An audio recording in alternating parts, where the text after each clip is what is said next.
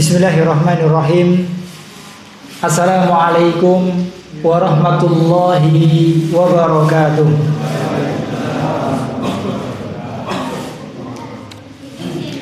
Alhamdulillahi ala ihsanih wa syukru lahu ala taufiqihi wa amtinanih.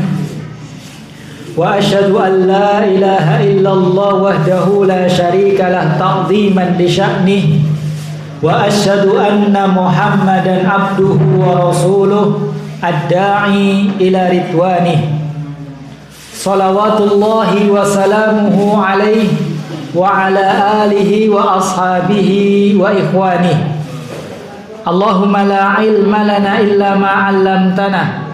Allahumma 'allimna ma yanfa'una wanfa'na bima 'allamtana warzuqna ilma. Amma ba'du, kaum muslimin muslimat, bapak-bapak, ibu-ibu, adik-adik, jamaah kajian Masjid An-Nur, dan para pemirsa dimanapun berada yang semoga senantiasa dimuliakan oleh Allah Subhanahu wa Ta'ala. Alhamdulillah, senantiasa kita bersyukur kepada Allah Subhanahu wa Ta'ala atas banyaknya limpahan nikmat yang Allah berikan kepada kita, sehingga pada kesempatan kali ini kita dapat berkumpul di tempat yang paling baik, di salah satu dari rumah-rumah Allah Subhanahu wa Ta'ala. Tidak lain dan tidak bukan kita datang dengan niat yang sama, dengan tujuan yang sama, yaitu untuk menjalankan berbagai macam amal-amal ibadah kepada Allah Subhanahu wa Ta'ala. Yaitu yang pertama, menghadiri sholat isya, kemudian berikutnya yaitu tholabul ilmi. Kita memohon kepada Allah agar ibadah-ibadah yang kita kerjakan benar-benar diterima oleh Allah Subhanahu wa Ta'ala, dan nanti pada hari kiamat bisa memberatkan timbangan kebaikan kita pada hari kiamat kelak. Dan kita memohon kepada Allah agar Allah memberikan kepada kita taufik sehingga kita bisa istiqomah di atas jalan ibadah kepada Allah Subhanahu wa Ta'ala. Kaum muslimin muslimat rahimani Allah, insyaallah pada kesempatan kali ini kita akan melanjutkan mengkaji hadis-hadis Nabi sallallahu alaihi wasallam yang dikumpulkan oleh Al-Imam An-Nawawi Asy-Syafi'i dalam kitab beliau yang sangat populer, yaitu kitab hadis Arba'in Nawawiyah. Dan pada kesempatan kali ini kita akan mengkaji hadis yang ke berapa, Pak? Yang ke-21. 21. Ya. Pas ini setengah dari kitab.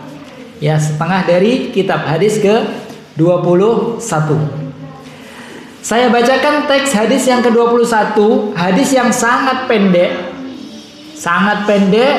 akan tetapi memiliki cakupan makna dan faidah-faidah yang begitu luas.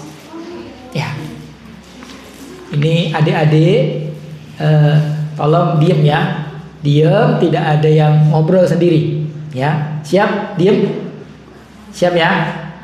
Ya, Bismillah.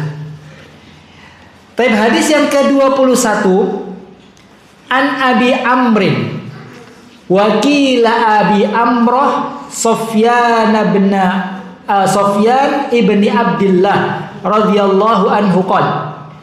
Bersumber dari sahabat yang mulia Abu Amr. Ada juga yang menyebutkan Abu Amroh. Ini kunyahnya. Beliau adalah Sofyan ibnu Abdillah, Sofyan bin Abdillah, semoga Allah meridhoinya. Beliau berkata, "Qultu ya Rasulullah sallallahu alaihi wasallam, kulli fil islami qawlan la as'alu anhu ahadan ghairaka." Beliau sahabat Sofyan berkata kepada Rasulullah, beliau berkata, "Ya Rasulullah, katakan kepadaku satu ucapan Ya, katakan kepadaku satu ucapan saja yang saya tidak menanyakan kepada orang lain selain dirimu. Ya Rasulullah, berikanlah kepadaku petunjuk satu ucapan saja, yang mana ucapan tersebut saya tidak perlu menanyakan kepada orang selainmu. Maka Rasulullah SAW bersabda, "Qul amantu billahi tsumastaqim." Qul, katakanlah, amantu billah, saya beriman kepada Allah, tsumastaqim, kemudian istiqomahlah engkau. Hadis ini diriwayatkan oleh Imam Muslim, nomor hadis yang ke-38. Hadisnya panjang atau pendek, Pak? Pendek. Jadi sabdanya Rasulullah itu hanya pendek. Beliau hanya mengatakan, "Qul amantu billah tsumastaqim." Katakanlah, saya beriman kepada Allah, kemudian istiqomahlah. Kaum muslimin muslimat rahimani Allah wa iyyakum, seperti biasa, sebelum kita mengambil faidah-faidah dari sabda Rasulullah SAW, sebelumnya sedikit kita mengenal para sahabat yang meriwayatkan hadis yang kita pelajari. Sahabat yang meriwayatkan hadis ini adalah sahabat Sufyan bin Abdullah. Kunyahnya adalah Abu Amr, sebagian menyebutkan Abu Amroh. Pernah mendengar ini, Pak? Sahabat Abu Amroh, Sufyan bin Abdullah. Pernah sebelumnya mendengar? Belum ya? Karena memang beliau adalah sahabat yang mungkin tidak banyak namanya, tidak sering kita dengar. Bahkan para ahli sejarawan, para ahli sejarah tidak menyebutkan kapan beliau lahir dan kapan beliau wafat.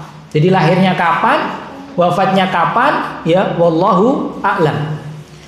Yang jelas beliau adalah sahabat dari kota Taif. Sahabat dari kota Taif, kota yang dahulu pernah dikunjungi oleh Rasulullah dengan tujuan Rasulullah mendakwai mereka, penduduk Taif. Tapi apa yang dilakukan oleh penduduk Taif, Pak? Mereka tidak menerima Rasulullah, bahkan mencela Rasulullah, bahkan menyakiti Rasulullah, melempari Rasulullah dengan batu-batu sampai kakinya Rasulullah berdarah-darah, luka. Kemudian Rasulullah keluar dari kota Taif, kemudian sedikit menyesal, karena tidak berhasil untuk mendakwai penduduk Taif. Sampai-sampai malaikat penjaga, penjaga gunung, itu saking marahnya, penjaga gunung menawarkan kepada Rasulullah, "Maukah engkau, wahai Rasulullah, 2 gunung ini saya benturkan kepada penduduk Taif agar mereka hancur lebur, karena mereka telah menyakiti utusan Allah Subhanahu wa taala." Kalau kita kira-kira gimana, Pak? Ada orang yang menyakiti kita, kemudian ada orang yang menawarkan kepada kita untuk membalas orang yang menyakiti kita tersebut. Kira-kira kita gimana, Pak? Iya. Dengan senang hati. Mungkin kita seperti itu. Tapi tidak dengan Rasulullah SAW. Beliau, masya Allah, beliau orang yang sangat pemaaf, sangat rahim, sangat kasih sayang. Beliau memaafkan penduduk Taif. Menolak tawaran dari malaikat tersebut, bahkan mendoakan penduduk Taif dan anak-anak keturunannya agar Allah mengampuni mereka dan memberikan kepada mereka hidayah Islam.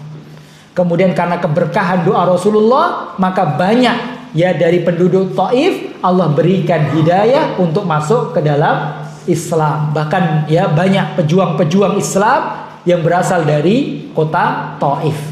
Jadi antaranya adalah sahabat Sufyan. Dan kota Taif itu kota yang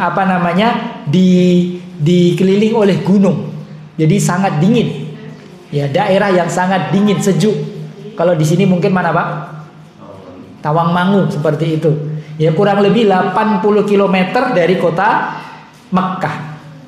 Itu saja ya biografi dari sahabat Sufyan. Beliau tidak banyak meriwayatkan hadis, hanya 5 hadis yang beliau riwayatkan. Ya. Salah satunya adalah hadis yang kita pelajari ini. Di dalam hadis ini, ya, beliau mengatakan kepada Rasulullah, sahabat Sufyan mengatakan, "Ya Rasulullah, kulli fil islami qaulan." Ya Rasulullah, katakanlah kepadaku satu ucapan di dalam Islam ini. Artinya beliau meminta nasihat. Beliau meminta nasihat dengan nasihat yang sangat penting. Ya. Oleh karena beliau mengatakan yang mana perkataan tersebut ya tidak perlu saya tanyakan kepada orang selain engkau. Ini menunjukkan bahwasannya beliau meminta nasihat yang sangat penting. Kalau nasihat-nasihat secara umum mungkin bisa ditanyakan, bisa diminta kepada para sahabat yang lain. Tapi beliau mengatakan, ya, yang nasihat tersebut, ucapan tersebut tidak perlu saya tanyakan kepada ya orang lain selain engkau ya Rasulullah. Ini berarti menunjukkan meminta nasihat dengan nasihat yang penting. Oleh karenanya Rasulullah pun memberikan nasihat dengan nasihat yang sangat penting, bahkan yang paling penting di dalam Islam. Apa isi nasihatnya? Ya, sebelumnya di sini ada faedah yang luar biasa, Pak. Ya, faedah yang luar biasa. Apa itu? Semangatnya para sahabat. Semangatnya para sahabat dalam belajar ilmu agama. Semangatnya para sahabat dalam bertanya kepada orang yang berilmu, meminta nasihat kepada orang yang berilmu. Dan ini adalah kebiasaan orang-orang soleh, Pak.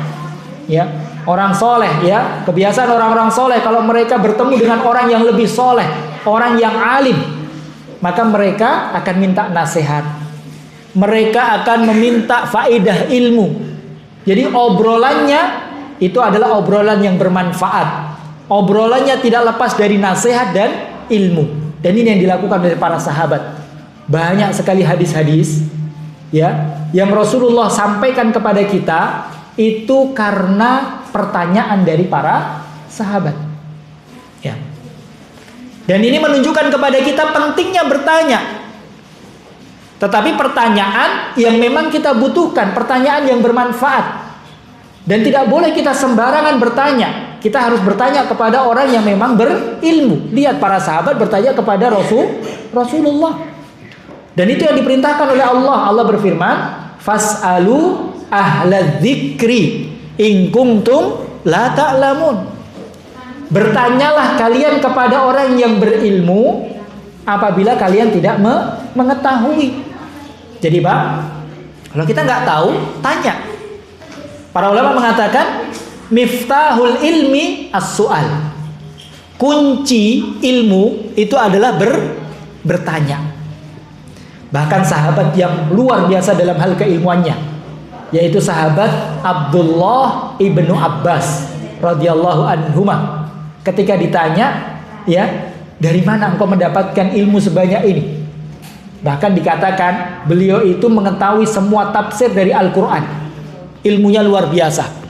Ditanya, dari mana engkau mendapatkan ilmu ini wahai Abdullah ibnu Abbas? Maka apa yang dikatakan Abdullah ibnu Abbas? Beliau mengatakan, ya, bilisanin saul, dengan lisan yang banyak bertanya. Nggak tahu tanya, nggak tahu tanya. Tapi pertanyaan yang penting memang.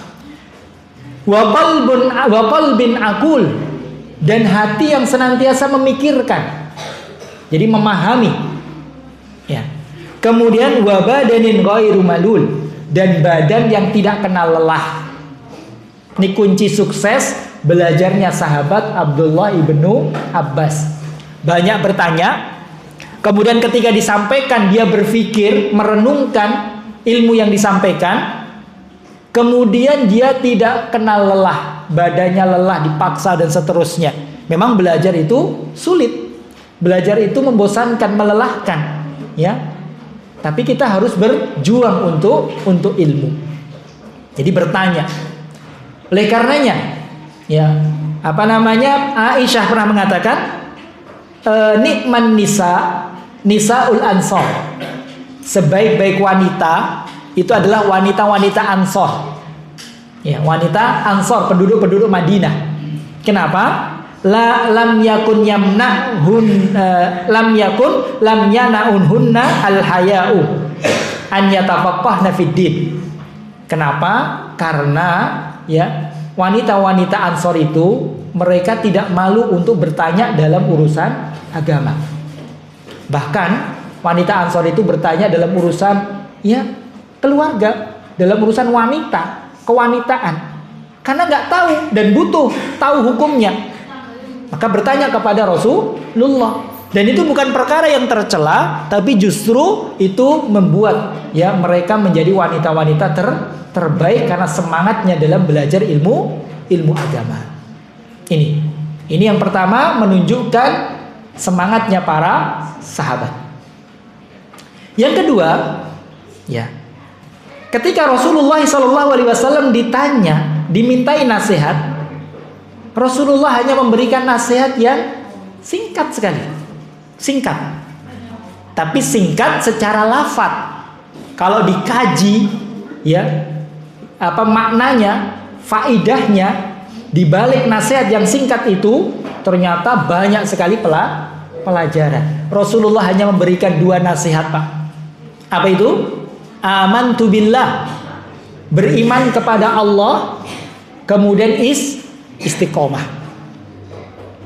Dan 2 itu memang hal yang paling penting di dalam Islam. Iman, tauhid, iman kepada Allah. Nanti akan kita jelaskan apa itu iman kepada Allah. Ya, meyakini Allah Subhanahu wa taala, bahwasanya Allah itu esa. Allah itu satu-satunya Rabb yang berhak disembah. Ini hal yang paling penting. Kemudian apa? Istiqomah. Terus berada di atas keimanan sampai ajal menjemput. Cuma itu. Nasihatnya pendek. Kalau kita dengar sekali 2 kali mungkin hafal. Apa hadisnya?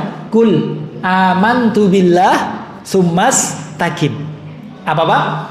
Kul amantu billah summas takim. Iman kepada Allah kemudian istiqomah. Ini menunjukkan kepada kita bahwasanya Rasulullah itu adalah jawami'ul kalim. Rasulullah itu memang diberikan kelebihan, Pak, yang tidak diberikan kepada manusia yang lain. Itu menjadi kekhususan Rasulullah, keistimewaan Rasulullah. Apa itu? Jawami'ul kalim. Ucapannya itu singkat. Ucapannya singkat tapi mengandung makna yang luas. Beda Pak kalau orang-orang selain beliau, apalagi orang-orang zaman sekarang, ngomongnya banyak tapi isinya ya sedikit, bahkan nggak ada isinya. Maka ada istilah apa itu? Tong kosong nyari bunyinya, bener Pak ya? Itu maksudnya apa Pak? Tong kosong nyari bunyinya itu? Ya banyak gembretek ya, banyak ngomong tapi kosong. Ya, Rasulullah itu jawami'ul kalim, sedikit bicara tapi ya syarat makna, banyak manfaatnya. Termasuk buktinya adalah hadis ini.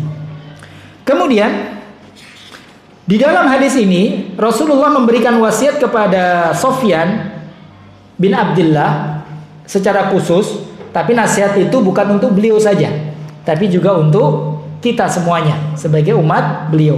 Nasihatnya hanya 2, iman kepada Allah dan istiqomah. Dan 2 itu adalah sesuatu yang dinasihatkan oleh Allah sesuai dengan nasihat Allah. 2 hal itu ya, apabila ada pada seseorang, maka Allah Subhanahu wa taala itu memuji. Ya, Allah memuji ya orang yang beriman kemudian istiqomah. Di dalam ayat banyak sekali.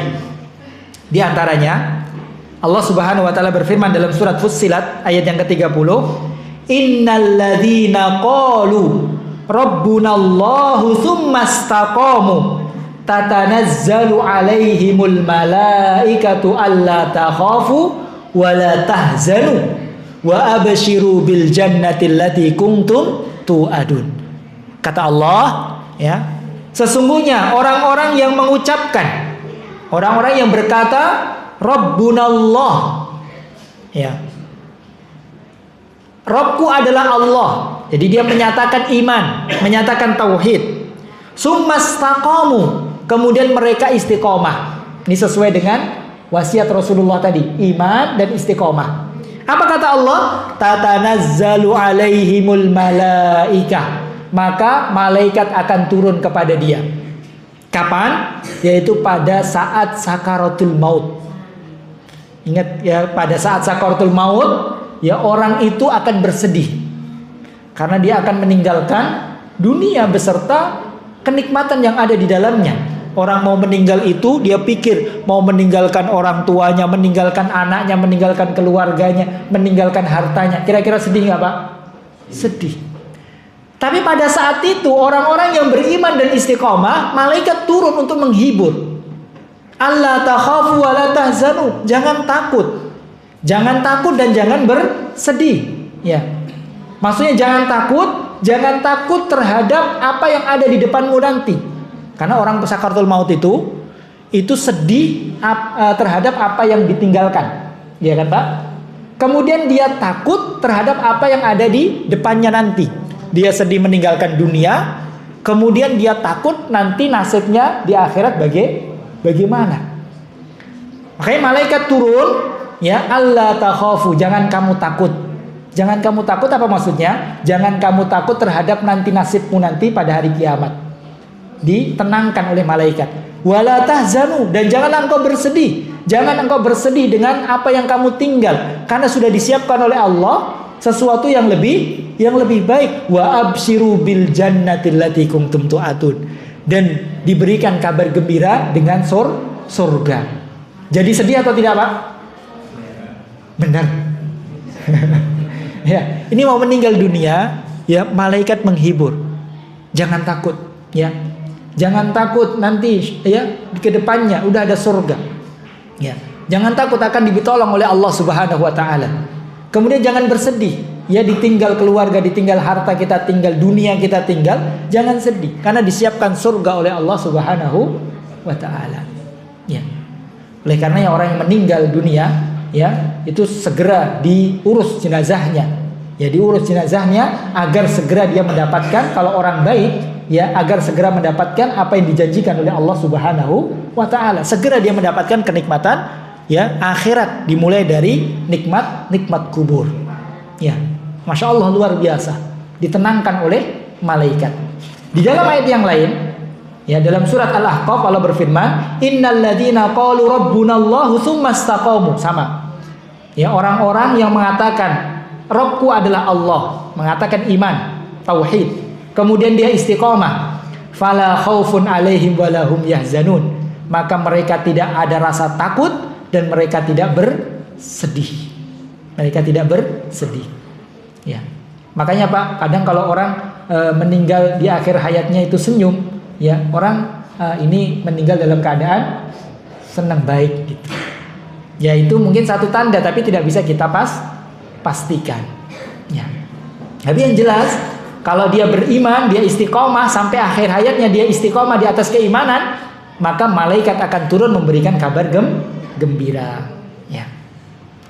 Kemudian kaum muslimin muslimat rahimani Allah wa iyyakum. Ya, iman dan istiqomah. Apa itu iman?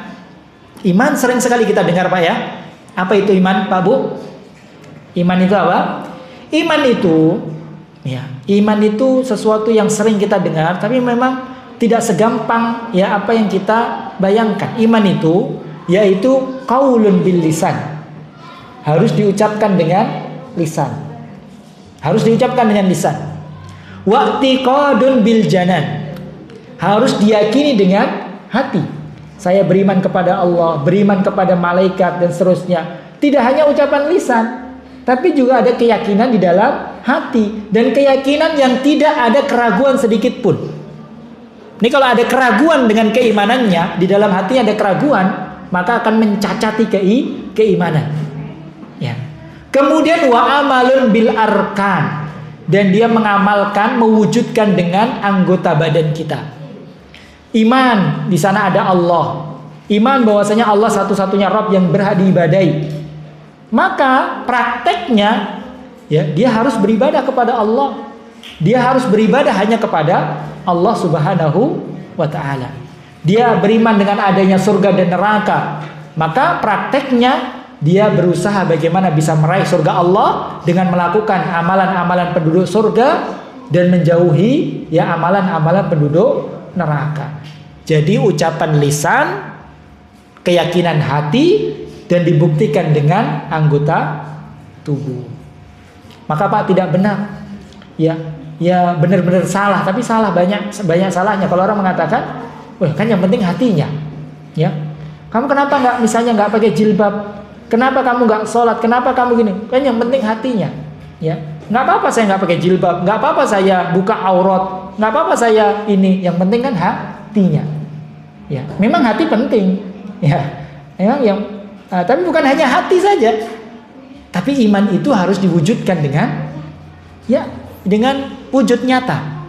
Kalau hatinya baik, maka insya Allah ya prakteknya akan baik pula. Kalau hatinya baik, maka hatinya dia akan memancarkan kebaikan untuk anggota tubuh. Dia akan menjaga diri dari keharuman-keharuman Allah. Dia akan berusaha untuk melakukan ketaatan-ketaatan kepada Allah. Maka tidak benar apabila ada yang mengatakan yang penting hatinya. Ini iman. Dan iman itu yazidu wa yanqus. Iman itu bisa bertambah, bisa berkurang. Bahkan bisa full, bisa habis. Bertambah dengan apa? Ya. Yazidu bi ta'atir rahman, bertambah dengan taat kepada Allah. Berkurang wa yanqusu bi ta'ati syaiton, berkurang dengan mentaati syaiton. Jadi kalau kita beribadah, maka itu mengecas keimanan. Ngecas keimanan. Kita hadiri majelis ilmu, maka mengecas keimanan. Asalnya berapa persen Pak? Asalnya Pak? 10%? 20%? Ya, menghadiri kajian, sholat dan seterusnya, maka dicas. Ya, 50, 60, 70. Ya. Nanti kalau bermaksiat, turun. Tapi jangan sampai 0%. Jangan sampai habis wal iyadzubillah. Jadi bertambah dan berkurang. Ini iman. Kemudian, ya, iman kepada Allah, qul amantu billah, iman kepada Allah itu berkonsekuensi, yaitu beriman akan adanya Allah. Makanya orang-orang yang tidak percaya dengan adanya Tuhan itu siapa Pak? Ateis. Maka dia tidak beriman, gugur keimanannya. Dia bukan orang mukmin. Karena iman itu yang pertama dia meyakini akan adanya Allah. Kemudian tidak hanya meyakini adanya Allah, dia meyakini, mengimani bahwasannya Allah itu esa dalam rububiyah, dalam uluhiyah, dalam asma dan sifat-sifatnya. Allah itu sendiri esa dalam melakukan segala apa yang dilakukan oleh Allah. Allah esa dalam menciptakan, Allah esa dalam memberikan rizki, Allah esa dalam mengatur dunia ini dan seterusnya. Tidak ada sekutu bagi Allah. Kemudian juga harus mengesahkan Allah di dalam uluhiyah. Di dalam perbuatan kita, kita sholat hanya kepada Allah, kita berdoa, kita meminta hanya kepada Allah. Karena kita meyakini hanya Allah yang memberikan rizki, hanya Allah yang mengatur kehidupan, hanya Allah yang menghidupkan, yang mematikan. Maka uluhiyahnya, prakteknya kita meminta hanya kepada Allah. Maka apabila ada orang yang meminta kepada selain Allah, meminta kepada penghuni kubur, meminta kepada orang-orang soleh, ya, maka ya cacat keimanannya, ya, cacat keimanannya, bahkan bisa hilang keimanannya. Ini iman kepada Allah. Kemudian nasihat yang kedua adalah istiqomah. Istiqomah sering kita dengar Pak. Istiqomah. Banyak masjid yang namanya masjid istiqomah. Ya. Ada orang pun kayaknya namanya istiqomah. Apa istiqomah? Istiqomah apa Pak? Istiqomah itu diambil dari bahasa Arab. Istiqomah yastaqimu istiqomah. Artinya istiqomah itu adalah i'tidal. Lurus. Tidak melenceng-melenceng. Istiqomah itu lurus, lempeng. Ya, secara bahasa. Secara istilah, istiqomah itu adalah meniti jalan Allah yang lurus, yaitu Islam, tanpa menyimpang ke kanan dan ke kiri. Jadi dia meniti berjalan di atas jalannya Allah, yaitu Islam. Ya, ajaran-ajaran Rasulullah tidak menyimpang ke kanan, tidak menyimpang ke kiri. Itu namanya istiqomah. Dan istiqomah ini dilakukan dengan cara apa? Yaitu dengan cara melakukan ketaatan-ketaatan kepada Allah, menjalankan perintah-perintahnya yang wajib maupun yang sunnah, menjauhi segala larangan-larangannya, yang haram maupun yang makruh. Ini kalau orang meninggalkan kewajiban, maka dia melenceng. Atau dia mengerjakan kemaksiatan, keharaman, maka dia melenceng. Istiqomah itu lurus, menjalankan ketaatan-ketaatan kepada Allah dan meninggalkan kemaksiatan. Tidak melenceng sedikit pun. Tidak melenceng sedikit pun. Nah, sekarang pertanyaannya, Pak, kira-kira bisa nggak kita istiqomah terus tanpa melenceng sedikit pun? Bisa atau tidak? Ya, nggak bisa. Nggak bisa. Ya, nggak bisa. Bukan berat, nggak bisa. Karena kita bermaksiat, maka itu melenceng. Ya, nggak bisa. Jadi oleh karena Rasulullah SAW mengatakan apa? Ya, Rasulullah mengatakan, istaqimu walan tuhsu. Istiqomahlah kalian, tapi kalian nggak akan sanggup. Istiqomah tapi nggak akan sanggup. Jadi maksudnya ketika kita istiqomah di atas jalan Allah, kemudian pasti suatu saat kan kita akan berbuat dosa, entah itu meninggalkan perintah Allah atau melanggar larangan Allah. Maka bentuk istiqomah itu langsung kembali kepada jalan Allah. Ini kita lurus nih, melenceng sedikit, jangan diteruskan melenceng, tapi langsung kembali ke jalan yang benar. Ya, kembali langsung ke jalan yang benar. Dengan cara apa? Istighfar. Dengan cara istighfar, bertobat kepada Allah dan tekad untuk tidak mengulangi dosa tersebut. Oleh karenanya Allah mengatakan dalam surat Fussilat, fastaqimu ilaihi wastaghfiruh. Allah sendiri yang mengatakan, istiqomahlah kalian di atas jalan Allah dan memohonlah ampun. Ini kalau kita perhatikan, ini unik. Allah perintahkan kita untuk istiqomah, tapi setelahnya Allah iringi perintah agar kita istighfar. Maka ini isyarat dari Allah. Sehebat apapun orang itu, sekuat apapun dia berusaha untuk istiqomah, itu pasti melenceng. Oleh karenanya Allah iringi dengan perintah untuk beristighfar. Fastaqimu ilaihi wastaghfiru. Istiqomahlah, nanti melenceng itu, tetap melenceng. Maka istighfar kembali. Melenceng kembali, melenceng kembali. Ya, jangan melenceng terus nggak kembali. Nanti kalau sudah terlanjur jauh, kembalinya sulit. Maka melenceng sedikit langsung balik. Ya. Karena memang manusia itu banyak berbuat dosa. Rasulullah sendiri mengatakan, kullu bani Adam khata'. Setiap manusia itu banyak berbuat salah. Tapi apa kata Rasulullah? Wa khairul khata'in. Ya, sebaik-baik, masih ada kemungkinan untuk menjadi orang yang baik. Sebaik-baik orang yang berbuat salah yaitu at-tawwabun, orang yang bertaubat. Ya. Bahkan kalau merasa dirinya baik, tidak pernah berdosa, itu adalah suatu perbuatan dosa. Saya baik, saya nggak pernah berbuat dosa. Saya masya Allah orangnya istiqomah terus. Itu justru perbuatan dosa. Itu ujub. Ya, itu ujub, bangga diri, ya, menyombongkan diri, merasa dirinya hebat, itu justru keluar dari istiqomah, itu melenceng. Jadi berat atau tidak, Pak? Berat, ya. Makanya Rasulullah memberikan nasihat yang penting dan berat. Bahkan para ulama mengatakan, ya, perintah yang paling berat dari perintah-perintah Allah itu perintah untuk istiqomah. Perintah untuk istiqomah. Karena kita gak akan mampu. Oleh karenanya uniknya disebutkan dalam sebuah hadis bahwasanya Abu Bakar As-Siddiq itu mengatakan kepada Rasulullah sallallahu alaihi wasallam, ya, wahai Rasulullah, engkau telah beruban. Ya, maka Rasulullah mengatakan, hadis riwayat Imam Tirmidzi, Rasulullah mengatakan, sayyabatni hudun wal waqi'ah wal mursalat wa amma yatasaalun wa idasyamsu kuwirat. Kata Rasulullah, iya, saya beruban. Saya banyak beruban. Dan yang menyebabkan ku beruban itu apa? Yaitu salah satunya adalah surat Fussilat tadi. Ya, katanya yaitu yang membuatku beruban adalah surat Fussilat. Apa surat Fussilat yang dimaksud? Perintah, ya, perintah Allah kepada Rasulullah dan para sahabat agar mereka itu istiqomah. Karena sulit.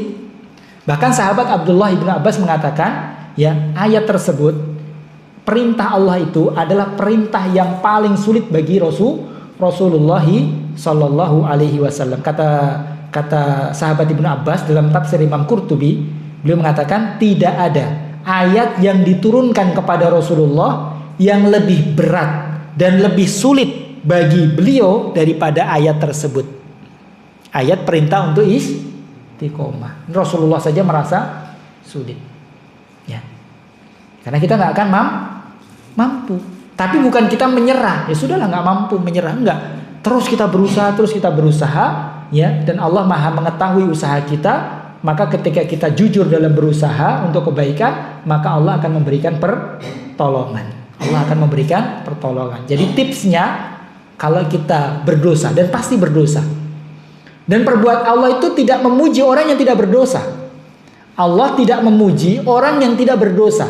Tapi Allah itu memuji orang yang berdosa, kemudian dia langsung kembali kepada Allah. Dia memohon ampun kepada Allah. Dia mengakui kesalahannya, merendahkan dirinya kepada Allah, memohon ampun kepada Allah. Ya, kemudian dia bertekad untuk meninggalkan perbuatan dosa tersebut. Maka itu adalah orang-orang yang dipuji oleh Allah Subhanahu wa ta'ala. Kalau orang yang tidak berbuat dosa, nggak ada. Ya, tidak ada. Ya. Yang maksum adalah Rasulullah Sallallahu Alaihi Wasallam. Dan pernah juga Rasulullah ditegur oleh Allah Subhanahu wa ta'ala. Ya, jadi untuk menjadi orang yang tidak berdosa itu tidak mungkin. Bukan berat, tidak mungkin. Tapi ya, banyak kesempatan bagi kita untuk menghapuskan dosa-dosa kita, ya, dengan bertobat kepada Allah, kemudian kembali kepada Allah Subhanahu wa ta'ala. Dan itu yang paling disukai oleh Allah Subhanahu wa ta'ala. Kemudian kaum muslimin muslimat rahimani Allah wa iyyakum. Istiqomah ini sulit. Ya. Sulit dan bahkan mungkin mustahil. Ya. Kenapa? Karena istiqomah itu ya semuanya. Istiqomah itu ada istiqomah hati, dan itu yang paling sulit. Istiqomah lisan, itu level yang berikutnya. Kemudian istiqomah anggota tubuh. Yang paling penting dan yang paling sulit adalah istiqomah hati. Di mana hati kita ini, ya, berada di atas jalan Allah Subhanahu wa ta'ala. Hati kita ini baik. Ini paling sulit. Ya. Terkadang orang Masya Allah zahirnya baik, ya, dia penampilannya Masya Allah, penampilannya islami banget, semangat dalam ibadah, tapi ternyata hatinya busuk, hatinya rusak. Ya, dia niatkan semua yang dia kerjakan dari kebaikan ya untuk dunia, bukan ikhlas karena Allah. Maka ini dia, ya, tidak istiqomah dalam hatinya. Istiqomah hati itu ikhlas karena Allah. Ya. Hatinya ikhlas karena Allah. Dan ini sulit. Oleh karenanya, ya, hati ini adalah bagian tubuh yang paling penting. Kata Rasulullah, inna fil jasadi mudghah, idza saluhat saluha sairul jasad, wa idza fasadat fasada sairul jasad. Sesungguhnya di dalam jasad manusia itu ada segumpal daging. Apabila segumpal daging itu baik, maka seluruh anggota tubuhnya akan baik pula. Tapi apabila segumpal daging itu rusak, buruk, maka akan buruk semua anggota tubuh. Ala wahiyya al-qalb. Segumpal daging tersebut adalah hati. Sulit. Kemudian kalau hati istiqomah, yang kedua yang sulit juga yaitu istiqomah lisan. Ya, lisan. Oleh karena orang itu mengatakan lisan itu daging yang tidak bertulang. Ya. Susah untuk dikendalikan, susah untuk dikontrol. Orang mudah, Pak, menjaga tangan untuk tidak mengambil milik orang lain, untuk tidak menyakiti orang lain, tidak memukul orang lain, mudah. Orang mungkin bisa menjaga kaki untuk tidak melangkah ke tempat-tempat yang jelek, tapi menahan lisan itu sulit. Ya, menahan lisan sulit. Oleh karenanya Rasulullah itu menjamin orang yang bisa menjaga lisannya, istiqomah lisannya, Rasulullah jamin dengan surga. Kata Rasulullah, man yatman li ma baina lihyaihi wa ma baina rijlaihi atman lahul jannah.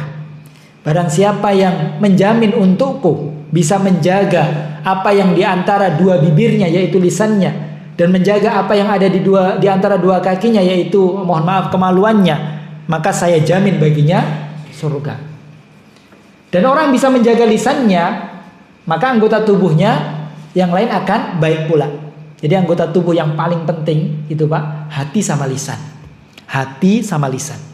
Itu kunci baiknya seluruh anggota tubuh kita yang lain. Oleh karena Rasulullah mengatakan, la yastaqimu imanu abdin hatta yastaqima qalbuh.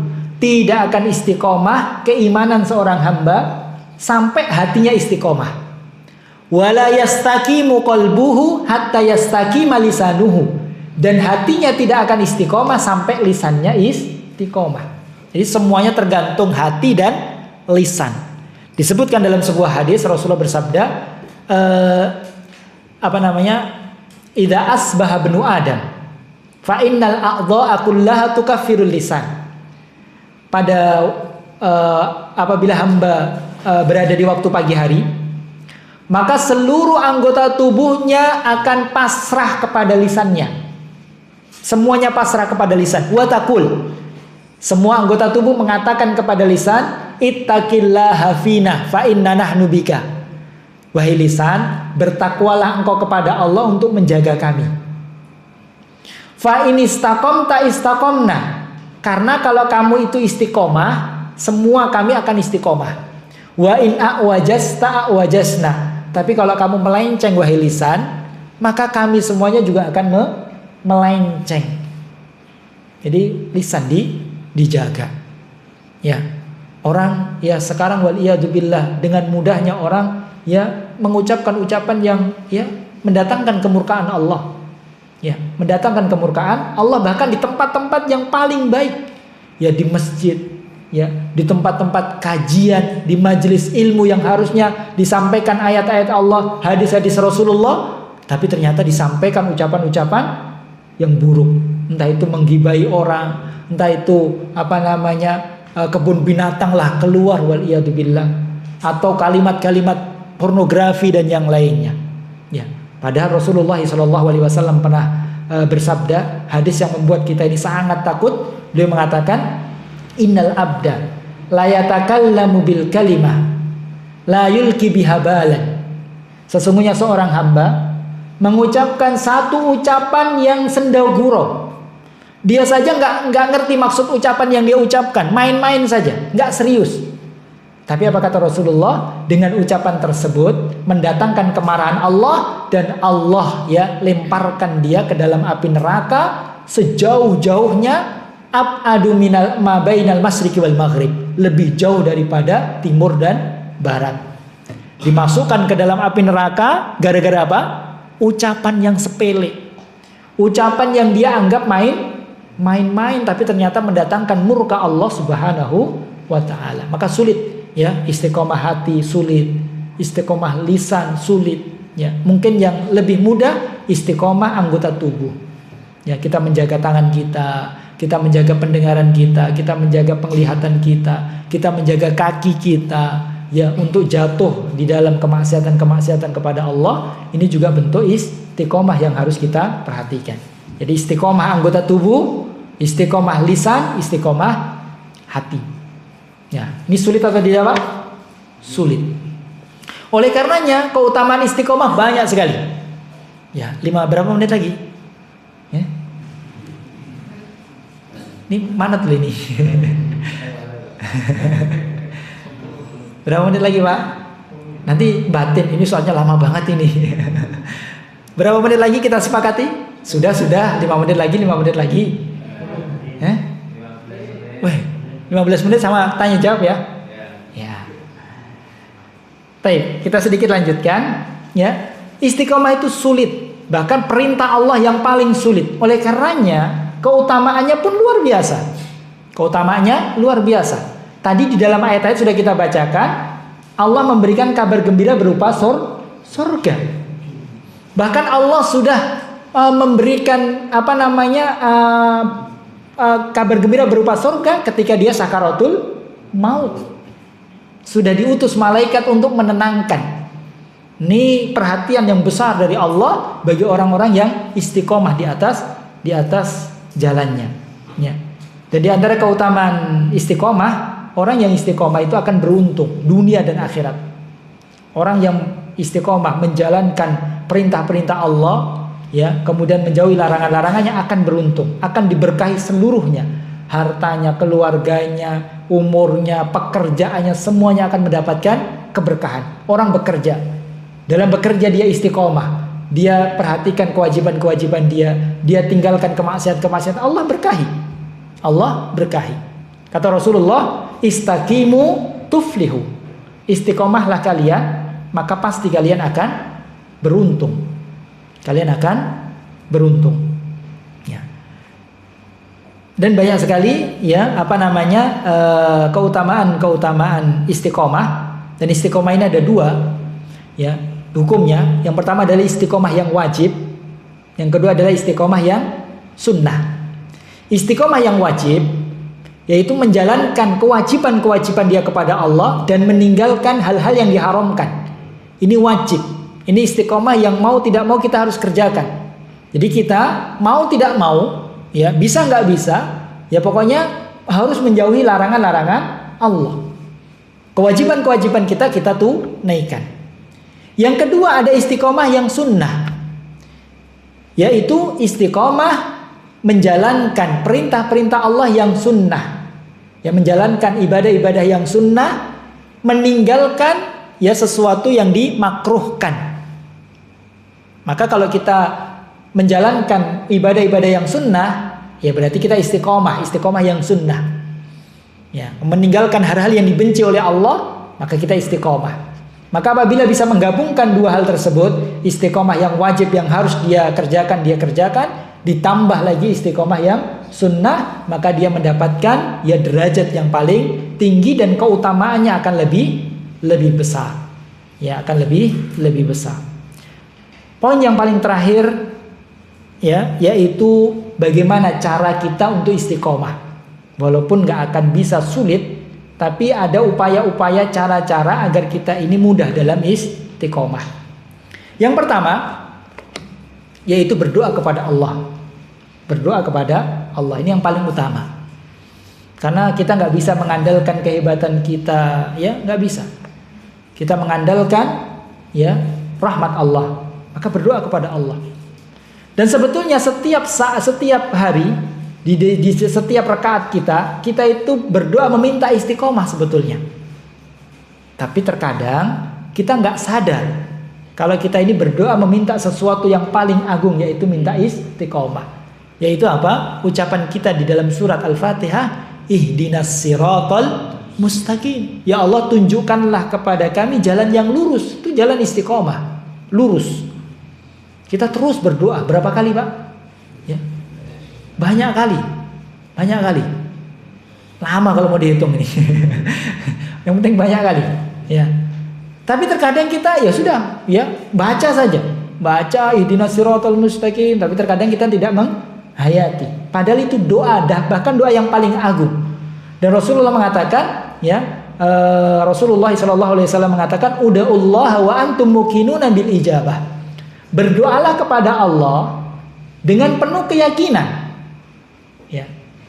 Wa'lam bi anna Allah la yastajibu du'aan min qalbin ghafirin lahin. Allah tidak akan mengabulkan doa dari hati yang lalai. Ya percuma kalau kita setiap hari membaca doa ihdinas siratal mustaqim, tapi hati kita tidak, ya, hadir. Hati kita lalai. Maka hadirkan hati ketika kita membaca doa, ya, dan seterusnya. Yang pertama doa. Dan doa juga diajarkan oleh Rasulullah untuk minta istiqomah. Doa kita semuanya, ya mungkin ya semuanya hafal. Yaitu doa Allahumma ya muqallibal qulub tsabbit qalbi ala dinik. Wahai Rabb yang membolak-balikkan hati, tetapkan hatiku di atas agamamu, yaitu di atas istiqomah. Buatlah hatiku ini istiqomah. Hafal doanya Pak Bu? Hafal. Ini doa, ini kalau tidak hafal ini musibah. Karena doa ini adalah doa yang paling sering dibaca oleh Rasulullah. Kita tahu doa yang diajarkan Rasulullah itu banyak. Tapi doa yang paling sering dibaca ini doa ini. Ini kalau kita renungkan, ini Rasulullah. Rasulullah yang sudah dijamin ya keimanannya, bagaimana istiqomahnya beliau. Tapi beliau masih berdoa, Allahumma ya muqallibal qulub. Ini Rasulullah. Harusnya kita lebih berhak untuk berdoa dengan doa tersebut. Dan ajaibnya ini adalah doa yang paling sering dibaca oleh Rasulullah. Artinya Rasulullah butuh dengan doa tersebut. Bukan hanya untuk mengajarkan kepada umatnya, tapi Rasulullah benar-benar merasa butuh dengan doa tersebut. Bahkan Ummu Salamah istri Rasulullah itu bertanya, Rasulullah kenapa sih kok doa yang paling sering kau baca doa itu? Maka Rasulullah mengatakan, wahai Ummu Salamah, ketahuilah bahwasanya hati manusia itu ada di antara dua jemarinya Allah. Yuqallibuhu ma yasha. Allah membolak-balikkan sesuai dengan kehendak Allah. Ya, detik ini kita beriman, kita pulang misalnya, bisa saja dengan mudah ya Allah balikkan kita menjadi kufur. Mungkin waliyadzubillah. Sebaliknya orang yang sekarang mungkin tidak beriman, orang yang bejat misalnya, dengan mudah bisa saja Allah jadikan dia orang yang istiqomah. Ya, semuanya ya di tangan Allah Subhanahu wa taala. Maka kita berdoa meminta kepada Allah agar kita istiqomah. Kemudian berikutnya ada banyak sekali tapi tidak kita sebutkan semuanya. Di antaranya agar kita bisa istiqomah yaitu tidak boleh ujub dengan kebaikan kita. Saya ilmunya banyak kok. Ya hafal Al-Qur'an. Saya misalnya ustadz misalnya, saya sering sholat, saya jaga sholatnya. Dia ujub. Dia merasa bangga dengan amalannya. Dia merasa aman. Kayaknya kalau mau melenceng kayaknya susah deh saya. Nah, itu ujub, itu tidak boleh. Ya. Kita harus merasa takut. Ya, harus merasa takut. Ya. Kita harus terus berharap agar Allah senantiasa terus memberikan kepada kita taufik. Jadi tidak boleh ujub, tidak boleh bangga diri terhadap apa yang sudah dia capai. Karena ujub itu sendiri adalah godaan syaitan. Itu adalah ya was-was syaitan. Kemudian yang terakhir, agar kita istiqomah, yaitu banyak bergaul dengan orang-orang soleh. Banyak bergaul dengan orang-orang soleh. Maka kita akan mendapatkan kebaikan. Kita akan mendapatkan pengaruh baik. Kata Rasulullah, almar'u ma'adini khalilihi falyangdur ahadukum man yukhalil. Agama seseorang itu tergantung dengan teman dekatnya. Kalau teman dekatnya jelek, jauh dari Allah, kelama-lamaan, ya lama-lama dia akan terikut. Jadi kalau teman-temannya soleh, ya teman-temannya masya Allah semangat belajar, semangat ibadah, maka dia akan terpengaruh, mendapatkan pengaruh baiknya. Oleh karena Rasulullah memberikan perumpamaan teman yang jelek dengan teman yang buruk, teman yang jelek dengan teman yang soleh. Teman yang soleh itu seperti penjual minyak wangi. Kalau kita deket-deket, kita akan mendapatkan manfaat. Minimal kita cium bau wangi. Bisa kita diberikan cerot, diberikan minyak wangi, atau kita beli dari penjual tersebut.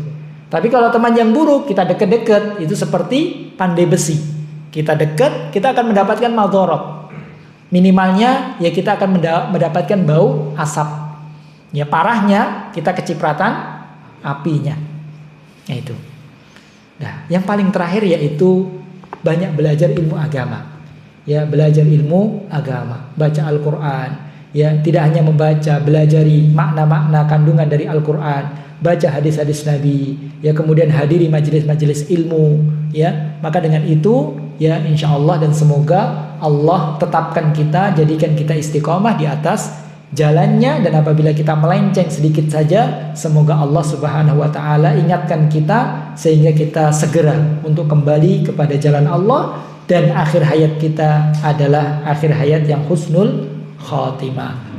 Ini yang bisa kita sampaikan. Ada pertanyaan, kami persilakan. Kalau aja ada. Iya.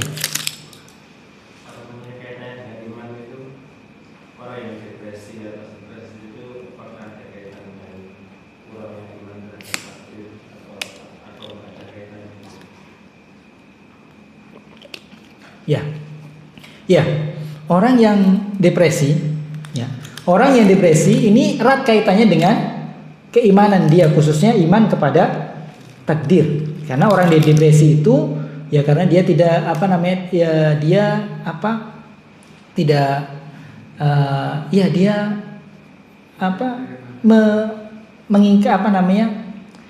dia tidak mengimani akan adanya bahwasanya itu adalah takdir Allah Subhanahu wa ta'ala. Jadi erat kaitannya dengan iman kepada ya Allah, terutama iman kepada takdir. Kalau orang iman kuat imannya kepada takdir Allah Subhanahu wa ta'ala, bahwasanya segala sesuatu itu sudah ditakdirkan oleh Allah dan semua yang ditakdirkan oleh Allah itu adalah yang terbaik,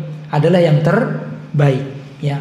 Maka ya itu ya sedikit banyak itu akan membuat seseorang itu tidak depresi. Apapun yang Allah takdirkan itu adalah yang terbaik. Ya. Yang lain? Kalau tidak ada, maka kita cukupkan. Subhanakallahumma bihamdika asyhadu an la ilaha illa anta astaghfiruka wa atubu ilaik. Wassalamualaikum warahmatullahi wabarakatuh.